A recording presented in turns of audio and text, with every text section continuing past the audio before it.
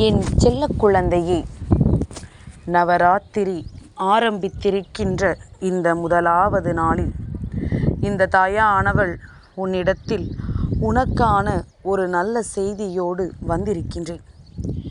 என் பிள்ளையே, இன்று இந்த வாக்கினை நீ முழுமையாக கேட்டுவிட்டாயானால் பேரதிர்ஷ்டம் உன் வாழ்க்கையில் நிச்சயமாக இருக்கும். பெண் தெய்வங்களை கொண்டாடப்படுகின்ற வகையில் இந்து மதத்தினுடைய ஒரு முக்கியமான விழாதான் நவராத்திரி.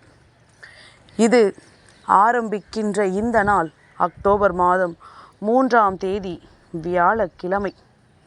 என் பிள்ளையே, இந்த நாளில் உன்னுடைய வாழ்க்கையில் நிச்சயமாக பல அதிசயங்கள் நடக்கும்.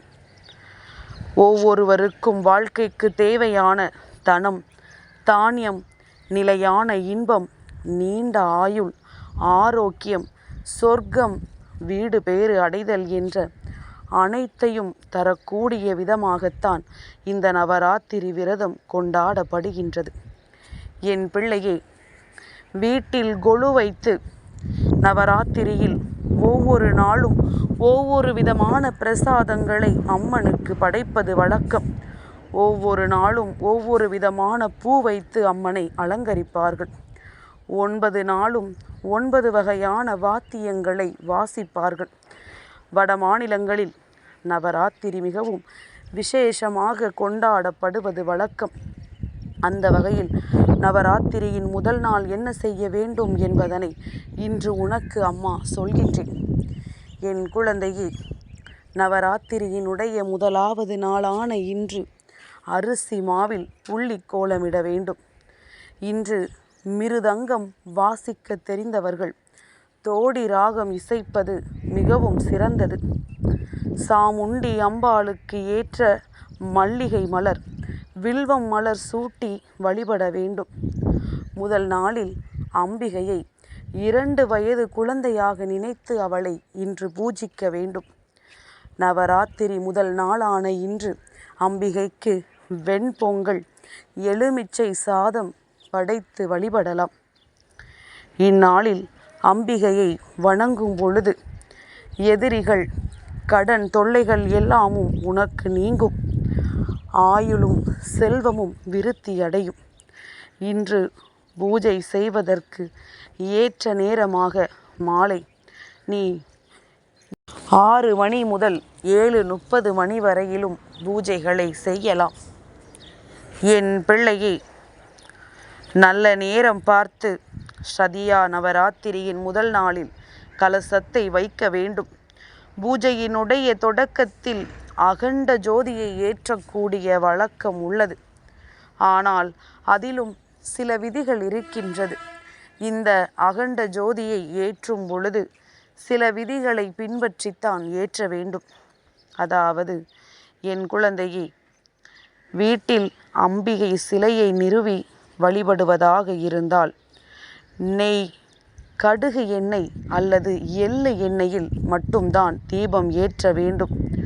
நீங்கள் நெய் தீபம் ஏற்றுவதாக இருந்தால் அதை அம்பிகை சிலையினுடைய வலது பக்கத்தில் வைக்க வேண்டும்.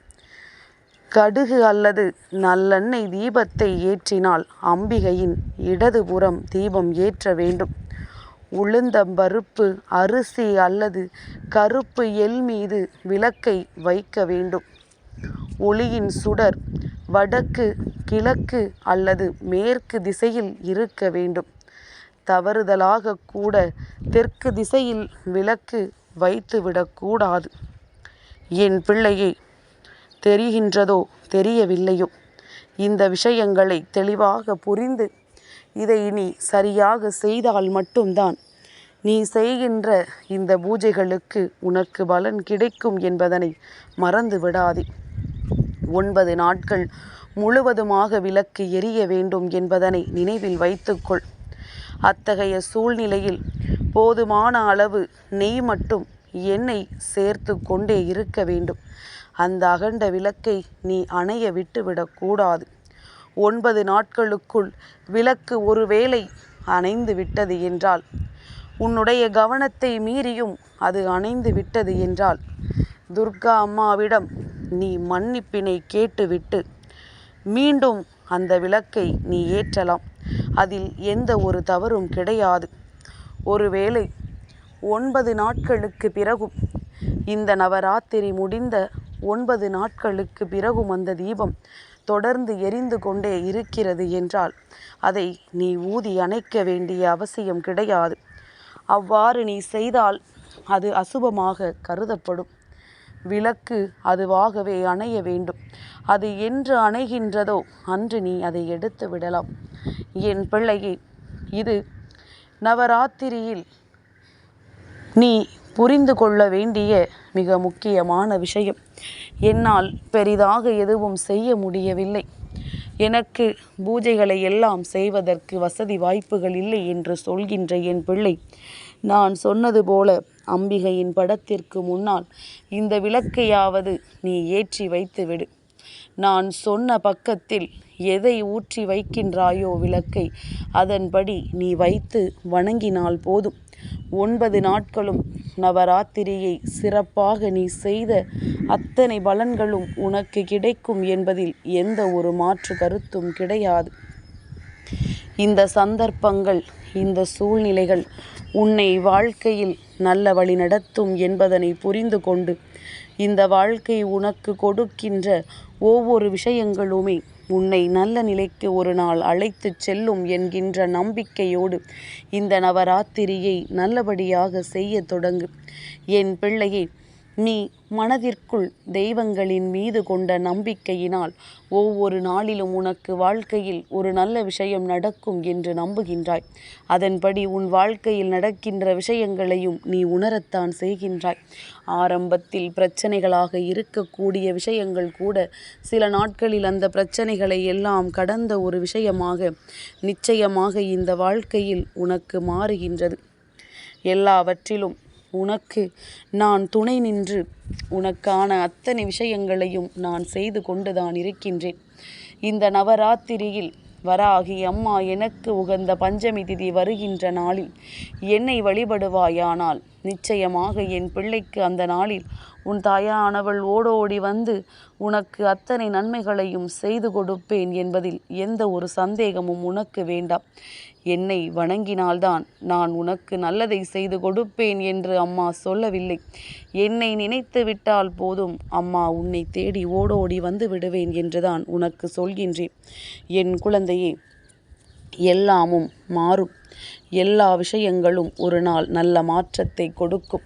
அந்த நொடி என் பிள்ளையினுடைய வாழ்க்கையில் பேரதிசயங்கள் எல்லாம் நிச்சயமாக நடக்கும். என் குழந்தையே, இந்த சந்தர்ப்பமும் இந்த சூழ்நிலையும் இன்று உன்னை வேதனைப்படுத்துவதாக உனக்கு தோன்றியிருக்கலாம். ஆனால் உன்னை இதிலிருந்து வெளிக்கொண்டு வரவும், உன்னுடைய மனதை இது போன்ற விஷயங்களிலிருந்து மீட்டு கொண்டு வரவும் தான் தெய்வங்களினுடைய ஆசிகள் எல்லாம் உனக்கு முழுமையாக கிடைக்கின்ற ஒவ்வொரு நல்ல நாட்களும் உன் வாழ்க்கையில் வருகின்றது என்பதனை முதலில் நீ புரிந்து கொள்ள வேண்டும். இந்த நாட்கள் உன் வாழ்க்கையில் உனக்கு கிடைத்திருக்கின்ற அற்புதமான நாட்கள் என்பதனை புரிந்து கொண்டு உனக்கான அத்தனை நல்ல விஷயங்களையும் நீ பெற்றுக்கொள்ள எப்பொழுதுமே தயாராக இருக்க வேண்டும். உன்னை என்றுமே நான் உன்னோடு இருந்து காப்பாற்றுகின்றேன். அம்மா இருக்கும் பொழுது என் பிள்ளைக்கு வாழ்க்கையை பற்றிய பயம் ஒரு நாளும் தேவையில்லை. என் தங்கமே, சந்தர்ப்பமும் சூழ்நிலையை எப்பொழுதுமே நல்லவர்களை கெட்டவர்களாக காட்டுவதில்லை. சில நேரங்களில் அது போன்று நடந்து விடுகின்றது.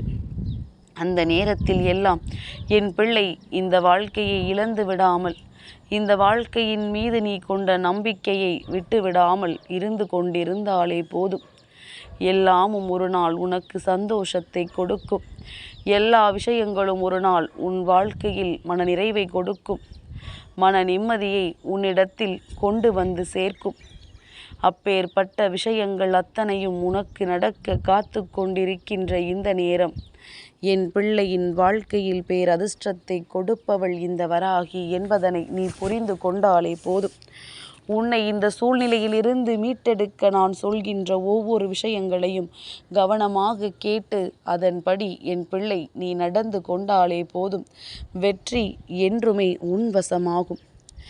என் செல்ல குழந்தைக்கு இந்த வராகி அம்மாவினுடைய ஆசீர்வாதங்கள் எப்பொழுதுமே முழுமையாக கிடைக்கும்.